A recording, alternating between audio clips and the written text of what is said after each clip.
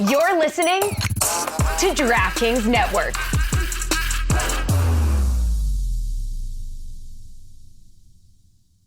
This is the Dan Batard Show with the Stugotz podcast. This man is impeccable at looking like flawless broadcasting. Yep. The hair, the chiseled face, the perfect teeth, the voice, and right behind him, the Joel Klatt show. How much did it cost to get that made? Where did you get that made?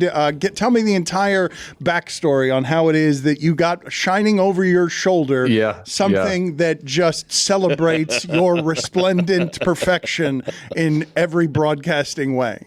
Yeah, that's right. Well, first, I thought to myself, what could be the obnoxious thing to put right behind me? And then the light went off and I'm like, perfect. How about a lighted sign with my name? Nothing screams humility like that. I started my podcast last year and it was just in my office. My office, was painted kind of dark and everybody on the team with my show kept being like, we need to lighten up your office. We need to lighten up. And we really need to have like a sign of your show. And I was like, oh, okay. So Fox builds a sign and they kept saying like, we're going to redo your office and then put a sign up. And they rolled this thing in and I'm like, what in the world is that? And they're like, oh, yeah, this is your lighted sign. And I'm like, OK, well, one, that's not obnoxious at all. But here we go. It gives off great expertise. You are someone who knows his college football. You know your draft analysis. So let me begin here with a couple of questions. Caleb Williams did not meet with the press after their last loss. USC is sort of strange in their relationships with how it is that they're dealing with the media. And it's been an abysmal year that Lincoln Riley is saying they're 3 plays from having a lot more victories. But your opinion has moved at all on Drake May, Caleb Williams, and what there is at the top of this draft? I think that 2 things can be true at once. I think you can be disappointed in the way that Caleb has handled the media at times, and even Lincoln at times, not making players available. And at the same time, say that it's not going to affect his draft stock, nor should it. He's going to have to learn that you're not allowed to just run away and not talk to the media at the next level. Ask Marshawn Lynch how that went. So he's going to have to answer, and not only answer, but you're not answering for yourself at that point. At the next level, you become what the head coach is at the college level, which is the face of the organization, the face of the program, if you want to call it that.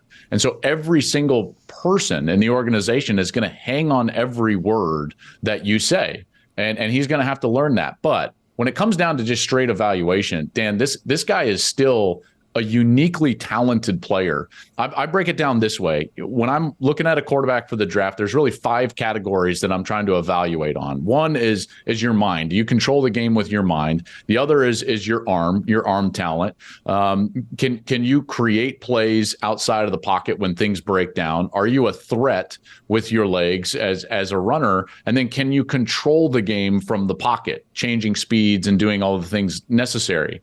And I can honestly say that as I evaluate Caleb, I've never evaluated a quarterback coming into the draft where I could say he's elite in all 5 categories. There are guys that have been like decent or good, but generally speaking, everybody has one category where they fall short. And he's one of the only guys that I can't say that about. And I know that the comparison is always going to be to Patrick Mahomes, but it's certainly there. And the fact that he is so dangerous once he's creating, and the fact that he has shown now and proved that he can almost alone move a team up and down the field, he's still, to me, the best player in the draft. Can you explain to me why I have it wrong when I say that quarterback evaluation seems to really stink, even among the experts? Yeah, because I think what we don't take into consideration is the environment that they're going to go and be asked to perform in. It's the fit question. Generally speaking, these organizations that are at the top of the draft are there for a reason. And when you talk with guys in the league, and when you talk, and this is the dirty secret of it all, when you talk with guys who have played in the league, and in particular that are done, they will tell you, almost every one of them, there's 8 or 9 teams at the beginning of the year that can actually win the Super Bowl. And it's not always just because of the roster or their quarterback, but it's because of the organization and the structure of the organization and the quality of the organization. And those teams don't select at the top of the draft, number one. And so what has to happen is that these players, they not only are taking a giant leap individually and trying to play their position, which is the hardest position at sports, at a totally different level and at a more elite level, but they're having to do that in the midst of what you can call some brokenness and chaos.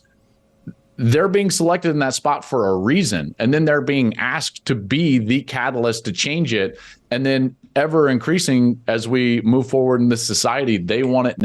We want it now. And now CJ Stroud has outsized expectations for the next crew. So everyone, now we feel like everybody that comes in who's a top 5 pick, you've got to be CJ Stroud. You can't struggle like Bryce Young. That's not allowed anymore. So it's the level of expectation. It's the brokenness of the organization that you go to. I think that's why it's not always necessarily the evaluation. Look at me. Am I giving myself an out? I think that was.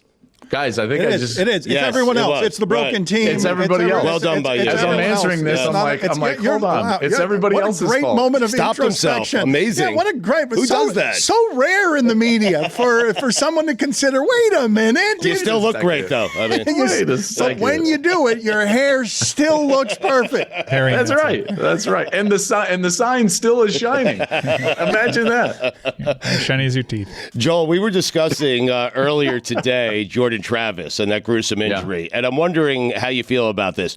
Should the committee factor the fact that he's not going to be there for the playoff? Should they factor that into their decision-making as it relates to the playoffs? They're supposed to. I hate this. I mean, gosh, this game is so unforgiving. I hate this for this kid. I really was like brokenhearted because he's been through it. You know, he's been through the low moments at Florida State, and he's put this team in a position to achieve at a level that they haven't achieved since Jameis left, and that they feel like they should be at.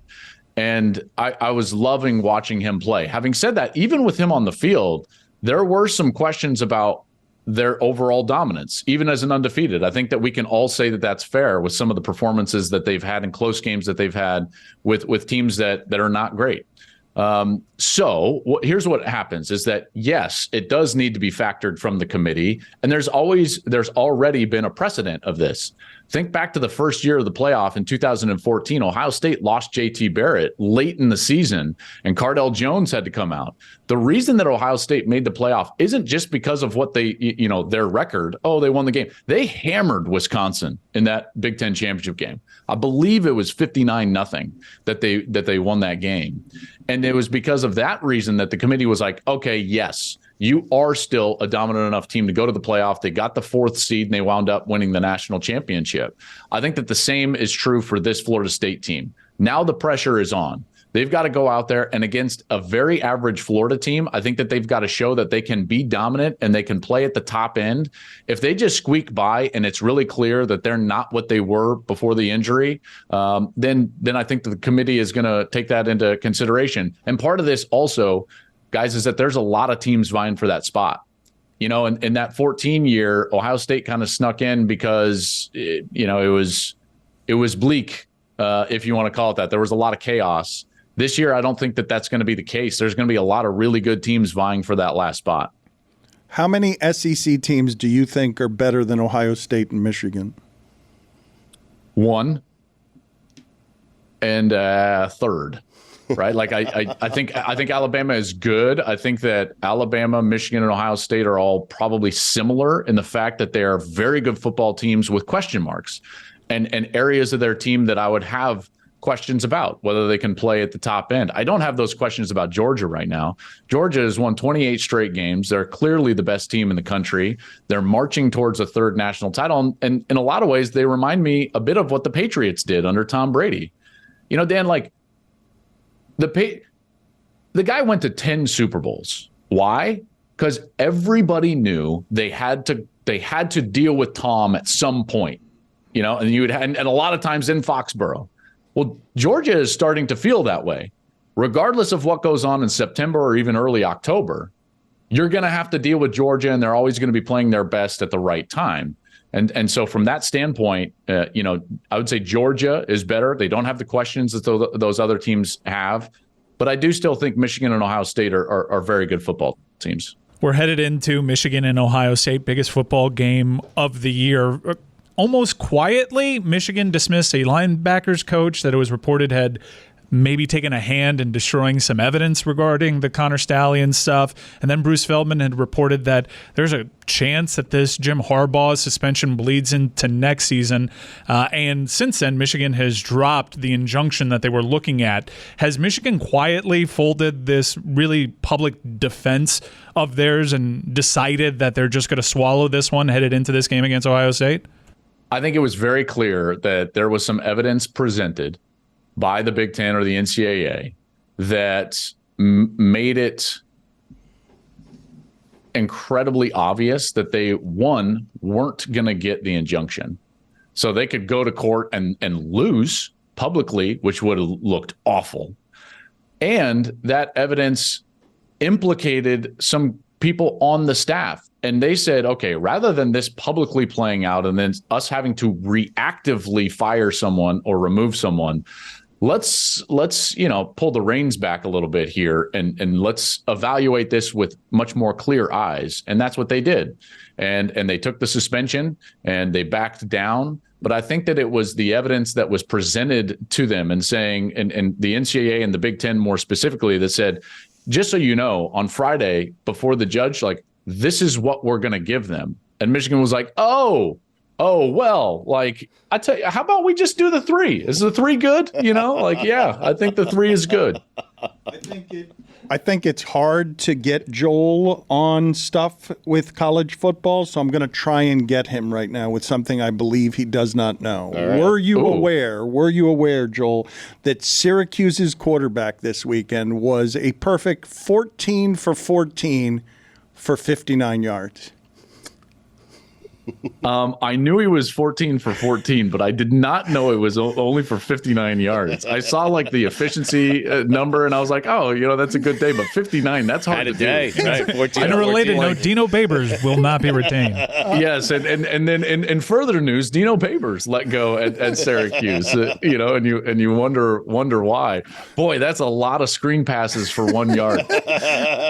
Love the sign, Joel. Love the work. Thank you for. It should be bigger. The sign, I feel like. Yeah, that's right. I also have I'm representing the sponsor right here too, Hampton, and I'm with Hampton. That's why I'm kind of going around and doing these interviews. And I would just say, guys, I'm really thankful for them, their consistency. They make it easy to travel 100+ nights a year. So that consistency I really rely on, and I'm thankful that they give me this opportunity to come and talk college football with you guys. That was an excellent promo that I forgot to do. The Joel Klatt Show, wherever it is you get your podcast. Thank you, sir. You bet. I appreciate it. See you guys. Joel. Hey, it's Mike here, and I want to talk to you about Miller Lite, because Miller Lite is the perfect beer for all occasions. But as the weather gets a little bit cooler, we get into something that's called football weather. And what goes with football? Miller time. So, you have football weather, you have football, and now you have the perfect beer to complement all these wonderful things coming together. Miller Lite is my favorite beer. It's my go-to.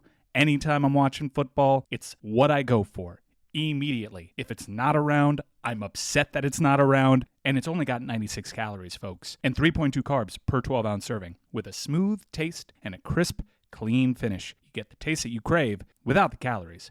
Make it Miller time all season long. Get Miller Lite delivered right to your door. Visit MillerLite.com/Dan, or you can find it pretty much anywhere that sells beer. Celebrate responsibly. Miller Brewing Company, Milwaukee, Wisconsin. 96 calories and 3.2 carbs per 12 ounces. Kentucky Fried Chicken's 2 for $5 wraps are back. And they're even introducing a new mac and cheese chicken wrap. Are you kidding me? Mac and cheese in a wrap? Two of my favorite things in the entire world. That is in addition to the classic and spicy slaw wraps. Creamy mac and cheese, a hand-breaded crispy chicken tender, and 3 cheese blend, all wrapped in a pillowy tortilla. God, do I love a pillowy tortilla. Order ahead on the app and cheer on tasty goodness with KFC's 2 for $5 wraps. It's finger looking good. Don Le Batard. He needs a wheelbarrow like Mike McDaniel, this dog. Got a pair? He's got a pair. Man, does he got a pair. My granddaughter sees his schlong. What are you talking about? And says, what's that? No, she doesn't. No, she There did. it is. Your There it granddaughter. is. My There- granddaughter okay. saw his schlong All right, that's in the enough. kitchen. All And she right. said, what is All that? right. What is this, a game of That's Clue? okay. And I What's he said, doing in the kitchen? I said, that's what he pees Enough. She with. saw his. Okay. How else am I going to That's very explain it? Stugotz. It was a little extended. I don't know why he was so excited. All right, very good. Baby. No, Can we What bleep? Can I happened take there? this but out? it is a baby. Anyway, he ate my couch. This is the Dan Le Batard Show with the Stugotz.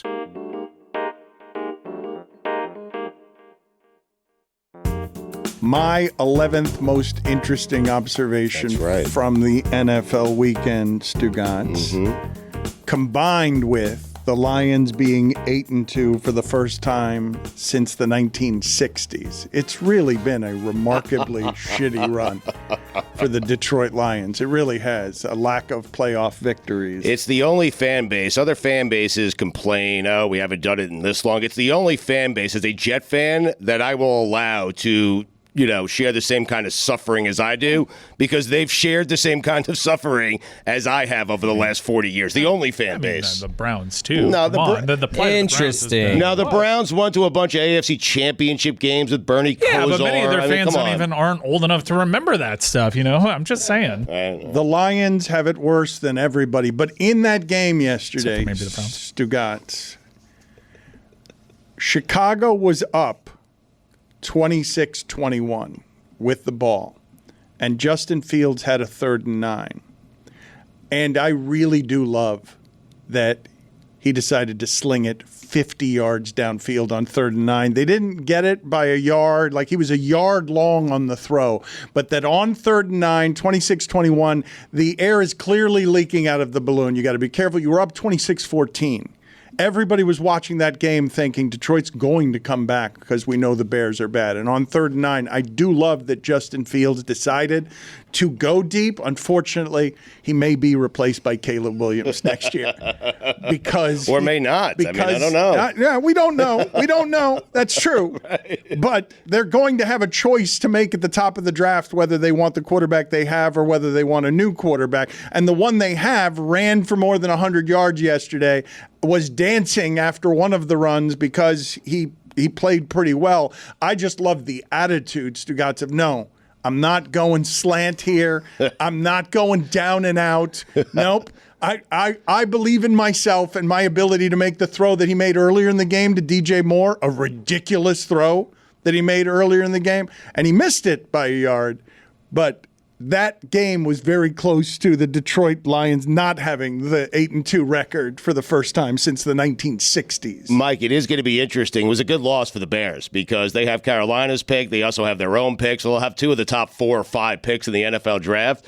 Fields, the last 3 games, has been, before the injury, he had 2 great games, 8 touchdowns, 1 interception. Yesterday at Detroit was really good, and it's a good quarterback class. So this is going to be interesting to see what they do with those 2 picks. Well, they could possibly get something for Fields, too, who's got to put out some tape there because I think he's shown at his best that he's certainly worthy of being a starting quarterback in the NFL. But the move is, no matter how good Justin Fields looks outside of Patrick Mahomes' redux, you have to reset the rookie wage scale clock and take one of these quarterbacks. Mike Ryan was very worried yesterday for the first time about the general status of Jerry Jones because he is up there in age. He is fighting, Stugotz, to win again giant the way that he did under Jimmy Johnson. And mortality at the same time. The man has everything from life and football that can possibly be had. However, since letting go of Jimmy Johnson in one of the pettiest disputes to ever wreck a champion, one of the most ego-soaked public insanities that you will ever find in leadership, you had Jimmy Johnson with a Cowboys team that was dominant over everybody, and he and Jerry Jones were running the sport, and then Jimmy left because he couldn't get along with Jerry, and Jimmy has enjoyed the last 30 years of getting away from football, being retired, legitimately changing. I've told you this before. No adult I've ever met in my life, never mind sports, anybody I've ever met has changed more in old age than Jimmy Johnson did, going from loving football, being obsessed by it, being hugely cruel and mean to people in the name of leadership, to making a gagging, vomiting sound when he talks about coaching a football team and what that required of him. He and Jerry Jones feuded, and he was saying, Jimmy was, that Jerry Jones, he did not believe, would put him in the Dallas Ring of Honor while Jimmy was still alive. He was saying that will not happen while I'm still alive. But yesterday they announced, finally, Jerry Jones, while playing in Carolina, Dallas dragged Carolina, even though Frank Reich is now taking over play calling responsibilities. And here is the... Doesn't matter. He took the wrong quarterback. Here is the awkward exchange between Jerry Jones, Jimmy Johnson, and what has been a historically petty thing. But I will say this, it was magical the time we had together. And I want you to know something. On December the 30th of 1923, you're going in the Dallas Cowboy Ring of Honor. Yeah. Texas. I hope it's 20 something. I hope it's 2023. What did I say? 2023. Well, it is 2023. I know you want to get this real clear. Okay, 3 weeks from now. 4 weeks from now. I feel like Jimmy's just got to let that one slide. Yeah. Right, it happens. Just calling him out. Can't let 1923 slide. One last barb while we're working his way out of that ring. He can't be 1923. He loved that mistake. Right? Jimmy loved that mistake. Jimmy loved correcting Jerry. Yeah. You have to put me in the Ring of Honor like that. At 80 years old, I don't think Jimmy's going to get a lot more public joys than the one of, yeah, you're putting me in the Ring of Honor before I'm dead. You have to. And also, it's not 100 years ago. It's not 1923. Let me correct you in front of a national audience. Even though I didn't think you'd put me in there until 21, 23. You got to put me in right now. Is that Jerry just feeling the moment of that and getting nervous, or is it just old age? Both. Yes. Because he actually did seem nervous. You don't really see Jerry like that a lot. They don't like each other. It seems like they do now, no? Well, he's just he's bowing to the public, saying it should be done. Like, why would Jerry give in if they seem to be no. Okay. No. Nope. But why what reason does Jerry have to give in to him? Nope. Okay. Nope. Maybe just a Nope. No. Nope. This is a pretty good endorsement for retiring to the Keys as opposed to doing whatever the hell Jerry Jones has been doing over the last 30 years. Yeah. Because they're the same age. One's 81 and one is 80. One's been living Texas big and the other guy's just been relaxing in the Keys. It's that McDonald's breakfast. Wow. That extra salted McGriddle. I think the difference between them is that one of them is Jimmy Johnson, and the other one had Jimmy Johnson 30 years ago and has been ravaged by football since. Yeah, that one with Barry Switzer did not do much. He said he could win with any one of 500 coaches. It's what ran Jimmy out of there. And then he proved it. And then he proved it by taking Jimmy's players and winning once with Barry Switzer, but Barry Switzer ruined it all. Is Switzer in the ring? It'd be great if he put Switzer before Jimmy. I don't think Barry Switzer is in the ring. But he hired Barry Switzer just to bother Jimmy. Yes. Watch this. Yep. And it's only because I can't hire Ronald McDonald to do it. It was to show Jimmy, watch what I do with these players. And God almighty, Troy Aikman and the rest of them hated Barry. Didn't Barry get caught in an airport with a gun? Wasn't he having lunch at strip clubs? Like during you say these things as if they're bad. I'm just saying they weren't championship medal is all I'm saying. I'm not saying lunch at a strip club has nothing to do with it. Not appreciating you editorializing here. That free buffet. Buffets in general. Buffets. I've heard. Put it on the poll at Le Batard Show. Do you love a buffet at Le Batard Show? I think the audience was offended because I told the audience that I felt like a majority of them were Golden Corral people, but I don't mean that as a slight. I like a buffet. I'm a Golden Corral type of person, though I haven't been there in many years. A good buffet. So much gluten. You walking into the Golden Corral. You think Golden Corral has like a gluten-free area? No. What an extra gluten area, actually. The chocolate So we've got fountain. gluten here and extra gluten on the The back. chocolate fountain. Well, the chocolate fountain at I believe that's dangerous at Golden Corral. I believe that is one place that you have to be careful. Just- Anywhere there's a fountain, I'm out of there because you don't know a lot of fingers being put into that thing and it's just getting kind of Dangerous recycled. game. Yeah, I don't like that. Yeah. Put it on the poll, please, at Le Batard Show, Juju. Is the chocolate fountain at the Golden Corral a dangerous game? Got to eat a peck of dirt before you die. Who was your aunt who said that? My nana, my dad's mom always said that. Turning into your dad, man. A peck, much bigger than it sounds. A peck is like a full sack. Yeah, it is. Yeah. No, it is. He's right. A peck sounds like a peck, like a tiny, little bit. It's a big, big deal. It is. It's a full sack. Look it up. What's that? Did Trump just come out of here? I have no idea. I was just trying to support Chris. I bailed on him earlier. I was feeling bad. So we're Stugotz back. has a lot of the Trump cadences, more than anybody I've Especially met with the in hands, too. broadcasting. He has a lot of that poison. Not the overall ideals, but the cadence and the delivery. Well, thank you. Some of the ideals. Some of the ideals. Did you ever think we'd see them Only make up? some. Did you ever think that we'd see Jimmy Johnson and Jerry Jones make up? No. As a 90s kid, and I don't know if this is actually, the rivalry was such that I'm not sure it still doesn't have twists and turns in it. I hate taxes. But to see Jerry Jones on Fox NFL coverage break the news to Jimmy Johnson that he's going to be inducting him into the Ring of Honor is a nice little closed loop for kids that grew up in the 90s. I think he knew, though, right? I mean, he flew in for that. Like, Fox, the pregame show wasn't there. No, I'm sure he caught wind. Why? Otherwise, why the hell am I in Carolina right now? With loud music playing during this interview. He really doesn't want to leave the Keys for any reason. Who would? I love how Fox is like, no host here. Just you two. Go ahead. Yeah. Good idea. This won't be awkward at all. 2 80-year-olds, go ahead and do live television. 1923. Be honest, Jerry could have used one. Who was calling the game? They could have just brought that person over, right? Not to be morbid, Chris but Myers. Had to be Chris Myers. I mean, they're both in their 80s. That's all the Carolina games. He's the voice. I'm not sure how much longer we've got of them, so I'm going to enjoy it while I got them. It is. I think they're going to die soon. Generally, I mean, on a long enough are you timeline. doing? The odds are. Well, it's just I'm happy that they're getting this resolution to it I before. disagree with you. Put it on the poll, Juju. Is Jerry Jones ever going to die?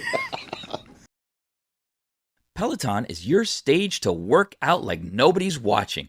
A Peloton in your house means you make the rules. You exercise when you want, how you want. Sing as loud as you want, wear what you want, or nothing at all. When you spend your hard-earned money, you don't just buy a Peloton, you open the door for you to do you. And nothing beats the feeling of exercising on your own terms, with or without clothes on. With up to $700 off your Peloton Bike Plus purchase, there's no better time to bring one home for the holidays and work out like nobody's watching.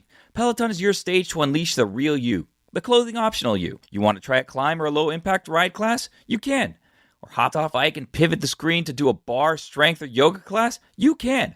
Make yourself uncomfortable in the comfort of your own space and your own skin, free of judgment, free of inhibitions. It's a fitness entertainment mashup that'll have you singing at the top of your lungs, sweating, and moving like you'd never do with others around you. Peloton's best offer of the season. Head to onepeloton.com/deals. All access membership separate. Terms apply.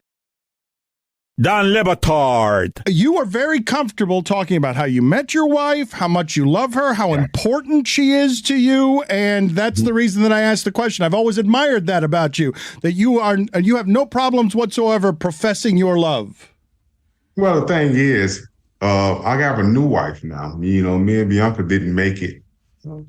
So I moved on. We moved on. It was for the better for both of us. Stugotz. Things just got a little awkward there. So let me be the first on this show to congratulate you on the new wife, Vince. Congratulations on feeling whole, feeling complete, Let's talk tailgating. Yeah.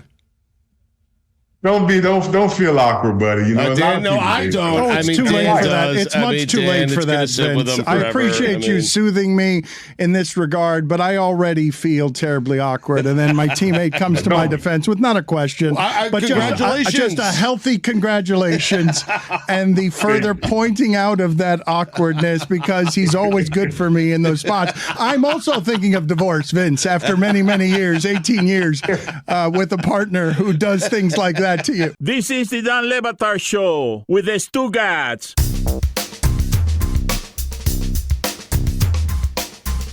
Stugotz, the Diddy stories this weekend that were coming out and the settlement, all of it I found to be quite a labyrinth, quite a web. The idea that Diddy would settle so quickly when he had a lawyer and money advantage that could have possibly allowed him to fight suggested to me that there was truth there, and I think a lot of people were jumping to that conclusion, but there's a trigger warning here. In a federal lawsuit Thursday, the singer Cassie claimed that she was, quote, trapped in a cycle of abuse, violence, and sex trafficking. She alleged that Diddy raped her, punched, beat, kicked, and stomped her, forced her to perform sex acts on male prostitutes while Diddy masturbated and filmed them, that he got her addicted to drugs, that he blew up Kid Cudi's car after finding out that she dated him, and Kid Cudi confirmed that. Diddy vehemently denied the claim. His lawyer said Cassie had been demanding $30 million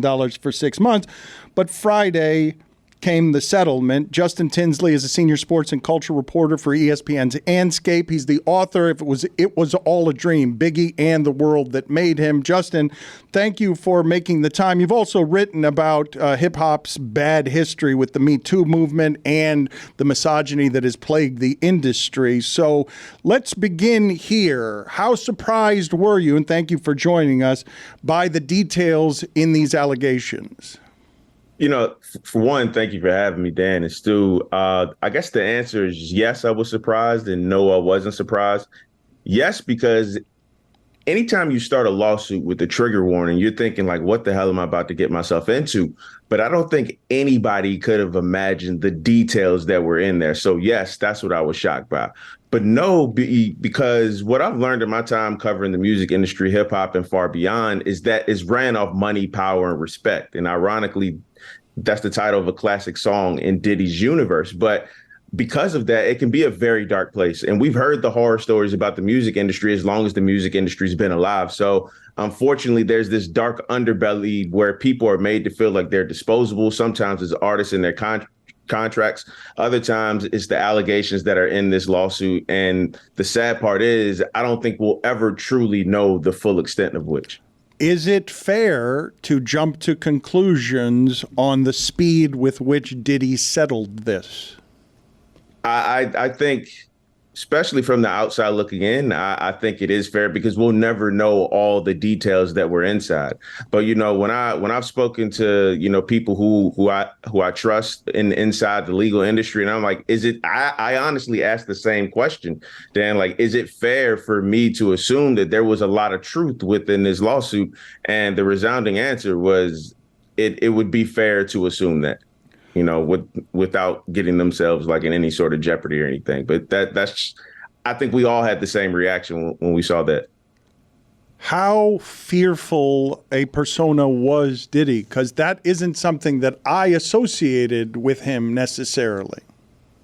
Yeah. So when we talk about instilling fear into people and just the urban legends that come with it, you know, for a long time, that's been associated with Suge Knight, the former head of Death Row Records. And we all understand the history that comes with the East and West Coast Bad Boy and Death Row. But the thing is, when you cover the music industry for so long, like you always hear stories. One, I think the biggest red flag against Puffy in terms of just his history in business was just how he allegedly treated his artists with, you know, bad contracts or, you know, publishing rights. And so that was the big one that like, yeah, he's, you know, his business with artists is always kind of up in the air. And then it's like, maybe he's hard to work with. But then, you know, you always hear of intimate rumors, and a lot of times they're just that. But when I read this lawsuit, it, you know, now you have to incorporate those details when discussing the life and the legacy of Sean Combs, because this is just as important as, you know, launching Bad Boy in 1993 and helping launch the careers of Mary J. Blige and Jodeci and like that. This is just as important, if not more important than anything else.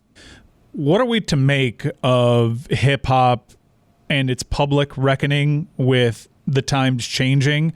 You see on one hand rappers like DaBaby effectively be canceled, like their careers genuinely hurt by their scandals. But we see artists like Diddy continue being in the public eye despite whispers being around them. We have Snoop Dogg unabashed about what he said in the past. We also see other artists kind of move away from what they used to do. And Chris Brown's still a gigantic artist. It's kind of confusing to me. Does the audience for hip hop just kind of pick and choose depending on the catalog? Yeah, so this is a conversation that's been had in various forms for so long because there's not always one answer to it. When I think of a cultural awakening, this the people in power, is the fans. We're looking at it like, hey, look, this is a major scar that we can't continue to willingly deepen, and there are multiple scars. So we can't say protect women. We can't say, protect these Black lives, protect victims, and not follow up with tangible action behind it. And in a broad sense, that's what it is, right? Tangible action behind like an epiphany. So does that happen? That's a totally different reality. And honestly, man, I just don't know. But I saw this video of the rapper Slim Thug talking yesterday on the Cassie and Diddy situation, saying like victims should speak out in real time when this abuse is happening, and it should be a time limit. Like, look, in an ideal world, would it be great if victims spoke up immediately after being abused? Sure, but that's not even remotely realistic. And what it does is create this fallacy of abuse being easy to get out of, when it's not rooted in greed and power and the worst forms of manipulation. So, there were allegations, in this lawsuit about medical records not even going to Cassie. And so when you hear all of that, like, you understand where this fear comes from. You understand how this could happen for so long. And you understand that there are time limits to everything. Hence why this wasn't a criminal case and rather a civil case. So I think, like, if we're going to have a reckoning about this and multiple other issues within the genre, part of it comes with just making ourselves knowledgeable on matters such as these, saying, hey, you know what? I was wrong at first, but I can't continue to be wrong, and I can't continue to allow anyone else to be wrong either.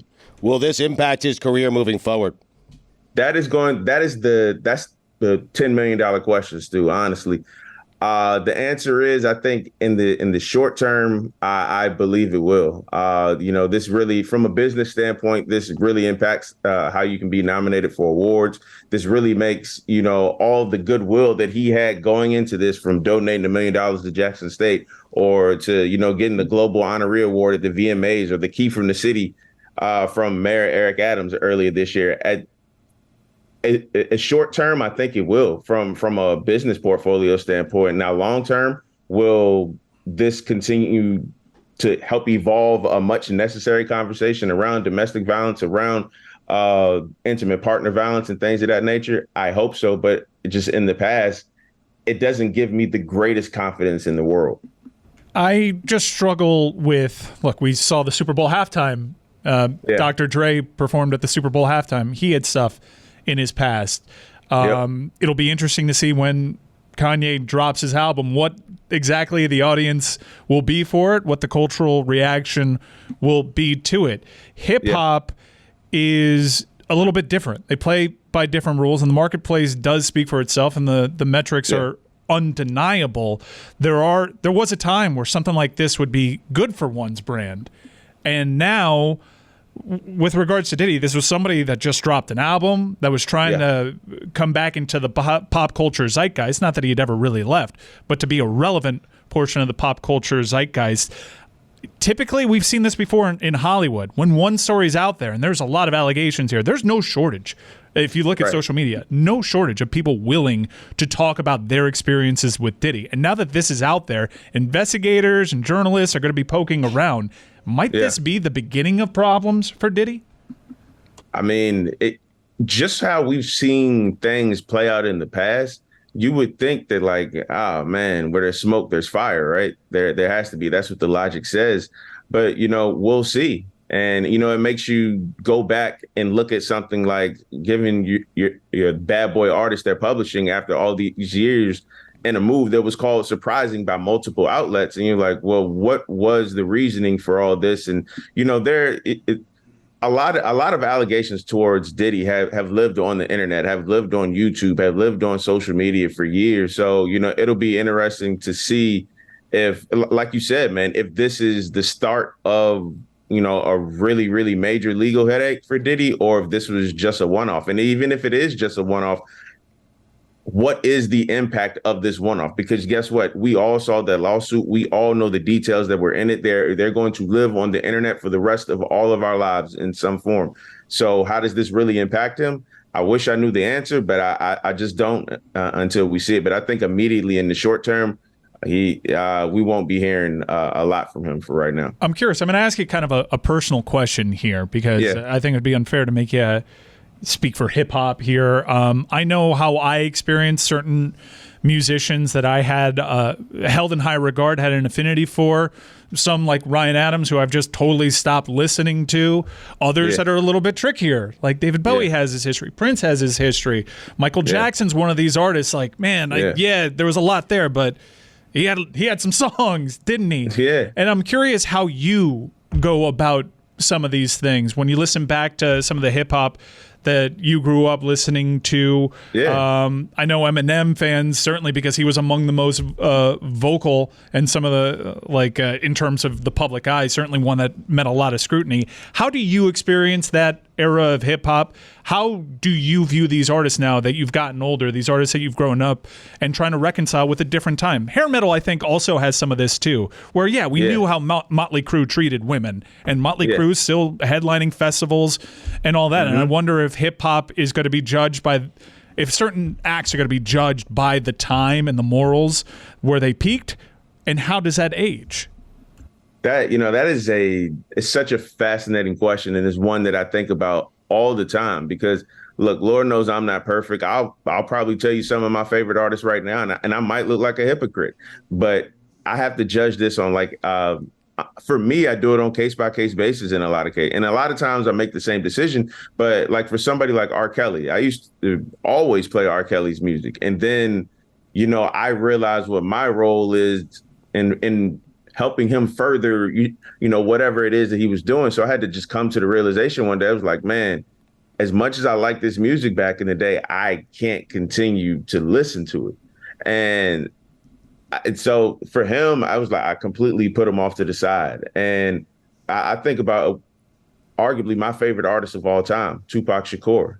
And, we understand the life that he lived and all the great things that he did. But there's also, his sexual assault case in 1994 and, how that played out. And I have to, reconcile that in my head, knowing that, this is an undeniable an irreplaceable part of his story, just as much as the great music or the great interviews or the things that he stood for did. So I think for a lot of people within hip hop, you're never really going to see a universal opinion on this person can stay, this person has to go, mainly because each person's standards for what you can accept are so different. Like my standards are different from, my next door neighbor or even the person down the street. And as much as I try to, here's how I feel about the situation, and here's the reason why I feel about the situation, I can't expect everyone to feel like that, because it's just never going to happen at the same time. So I can't explain why some